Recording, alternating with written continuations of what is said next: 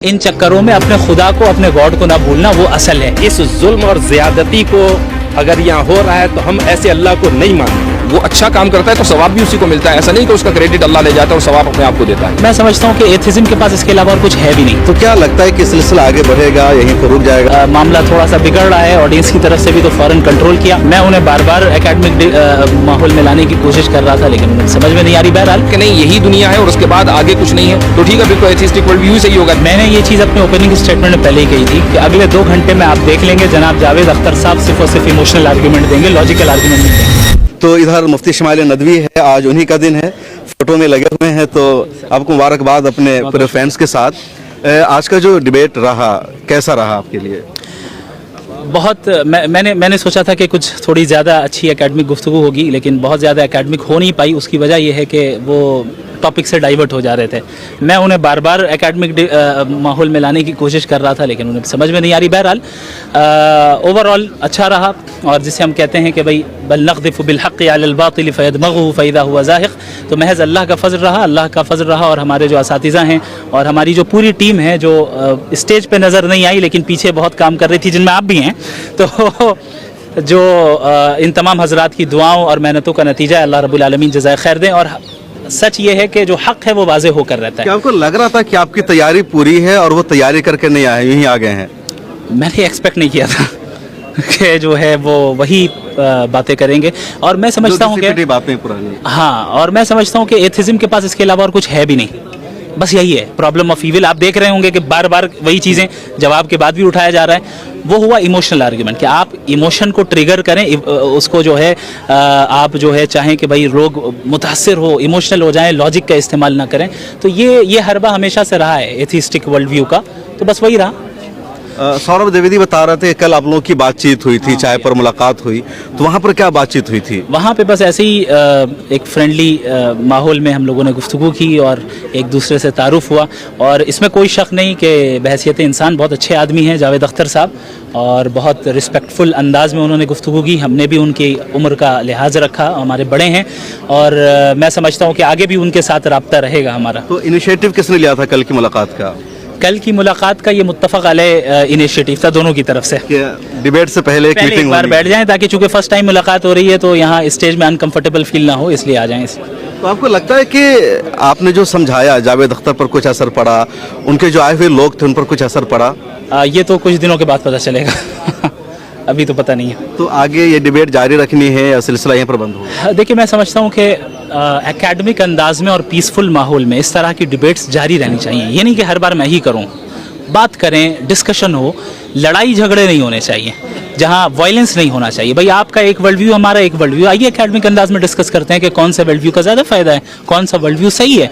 अब जिसको जो समझ में आए कबूल कर। मॉडरेटर को लेकर के बहुत ज़्यादा परेशानी थी कि जो मॉडरेटर होगा अपनी जिम्मेदारी निभाएगा या इधर झुकेगा उधर झुकेगा, तो कैसा रहा आपका?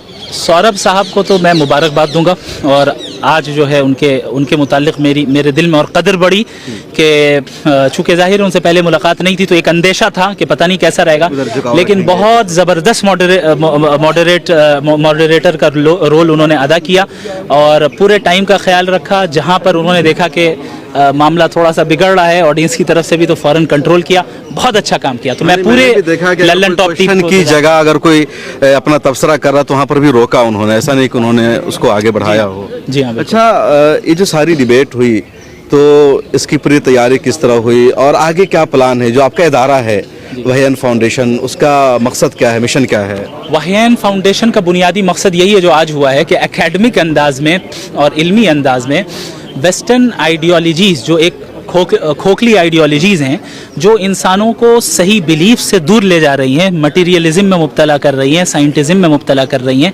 हम बताएं कि देखो इन चक्करों में अपने खुदा को, अपने गॉड को ना भूलना, वो असल है। तो वहयन फाउंडेशन इसी तरह एकेडमिक काम करता रहेगा। आपकी पहली डिबेट थी फाउंडेशन की? जी हाँ, पहली डिबेट थी। अच्छा, गज़ा के मसले पर उन्होंने आपको फंसाने की कोशिश की बार बार, गज़ा पर, रे पर भी, कि गज़ा में जो कुछ हो रहा है क्या इसके लिए अल्लाह जिम्मेदार है, खुदा जिम्मेदार है? मैंने ये चीज़ अपने ओपनिंग स्टेटमेंट में पहले ही कही थी कि अगले 2 घंटे में आप देख लेंगे जनाब जावेद अख्तर साहब सिर्फ और सिर्फ इमोशनल आर्ग्यूमेंट देंगे, लॉजिकल आर्ग्यूमेंट नहीं देंगे। जब इंसान के पास कोई लॉजिक आर्ग्यूमेंट ना हो तो फिर वो क्या करता है कि वो इंसानों के इमोशंस को भड़काना चाहता है। और अपनी तरफ माइल करना चाहता है। तो ये हरबा नया नहीं है, हमेशा से रहा है और मैं इसके लिए प्रिपेयर्ड था अल्हम्दुलिल्लाह। साफ़ मुफ्ती शमाइल नदवी जिनके अदारे ने और इनकी तरफ से ये डिबेट रखी गई, दोनों लोगों ने शिरकत की और सौरभ द्विवेदी मॉडरेटर थे और उन्होंने अच्छी तरह ये फरीज़ा निभाया। ये पूरी डिबेट 2 घंटे की है तकरीबन और अलग अलग अंदाज से हुई।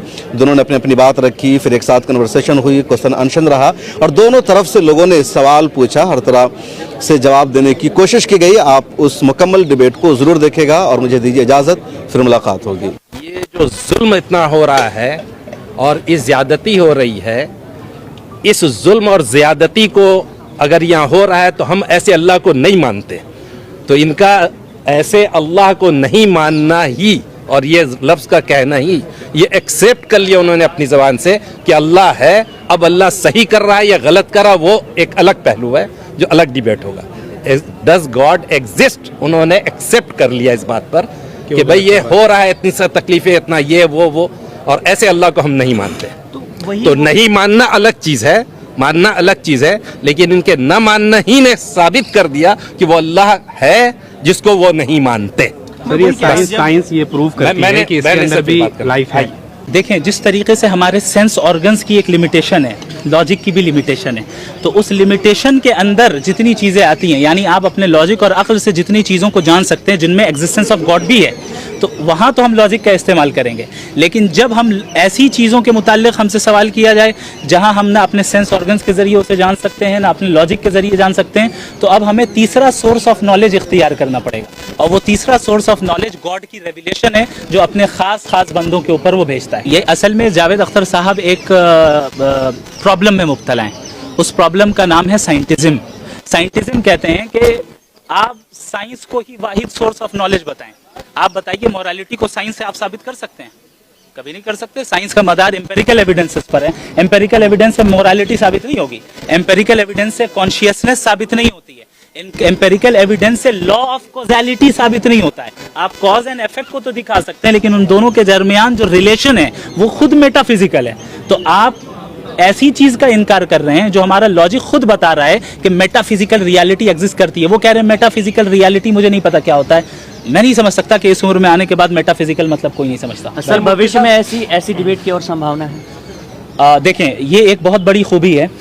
मैं जावेद साहब को भी अप्रिशिएट करूंगा, उनकी टीम को भी, कि हमारे मुल्क के कैसे हालात हैं आप जानते हैं। इन हालात में प्यार मोहब्बत के साथ बैठकर एकेडमिक अंदाज में डिस्कशन कर लेना, मैं समझता हूँ ये माइलस्टोन है, ये बहुत बड़ा काम हुआ है। और मैं समझता हूँ कि डिफरेंट जो आइडियोलॉजीज़ हैं सबको लड़ाई करने के बजाय भाई ऐसे ही बैठ के प्यार मोहब्बत से बात कर लो ना, साथ में कॉफ़ी पीते हैं और बात कर लेते हैं। आप अपनी बात साबित करें, हम अपनी बात साबित करें, फिर लेट ऑडियंस डिसाइड, जिसको जो समझ में आए वो करें। जिस दिन ये हम करने लग जाएं इस मुल्क में, याद रखें इस मुल्क में कोई दंगा फसाद नहीं होगा। मुफ्ती साहब एक बेसिक सा सवाल अक्सर जावेद साहब या उन जैसे और बहुत सारे लोग हैं जो उठाते हुए नजर आते हैं कि अगर वाकई गॉड एग्जिस्ट करता है तो फिर जो गलत काम है उसको परमिशन कैसे मिल जाती है? ये हमने बताया। देखें भाई, बहुत कई बार समझाया, मुझे नहीं समझ में आया कि उनको क्यों नहीं समझ में आ रहा है कि एग्जामिनेशन हॉल में हम और आप यहाँ इस दुनिया में यूं ही नहीं आए हैं। हमारा world view, theistic world view यही है। हम इस दुनिया में एक पर्पस के तहत आए हैं और इस पर्पस के तहत जब आए हैं तो हम सब गॉड के सामने अकाउंटेबल हैं और हमारी अकाउंटेबिलिटी इविल के बगैर हो सकती है? एक इंसान के पास अगर इविल करने का ऑप्शन ही ना हो, वो तो मजबूर हो गया ना अच्छा काम करने पे, तो फ्री विल कहाँ रहा? लेकिन हम जानते हैं हम और आपके फ्री विल मौजूद है। तो खुदा ने लिखा है ना, तो मुकद्दर का मतलब आप क्या समझते हैं? मुकद्दर का मतलब ये नहीं होता है कि तकदीर में जो खुदा ने लिख दिया और फोर्स कर दिया। तकदीर is the knowledge of Allah, Muqaddar is the knowledge of Allah. For example, एक डॉक्टर है, उसने देखा एक मरीज की हालत इतनी खराब हो गई है कि ये 1 महीने से ज्यादा जिंदा नहीं रह पाएगा। उसने अपनी डायरी में लिख दिया कि भाई ये 1 महीने के अंदर मरेगा, और वो मर गया। क्या डॉक्टर के लिखने की वजह से मरा या अपने कंडीशन की वजह से पड़ा? में तो ऐसा नहीं होता। हर एक केस में ऐसा ही होता है, हर एक केस में ऐसा ही होता है। खुदा हर चीज का इल्म रखता है। डॉक्टर में और गॉड की फर्क है, कोई तशबीह नहीं है दोनों के दरमियान। लेकिन मिसाल आपको समझाने के लिए दे रहा हूँ, आप उसको पकड़ ले रहे हैं, लेकिन आगे जो मैं कह रहा हूँ वो नहीं समझ रहे।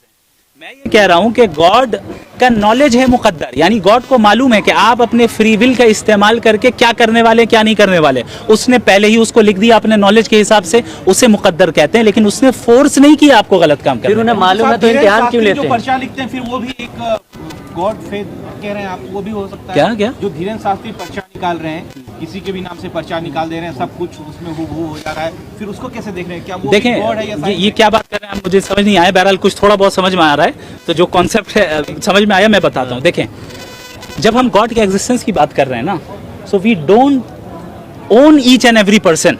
अब गॉड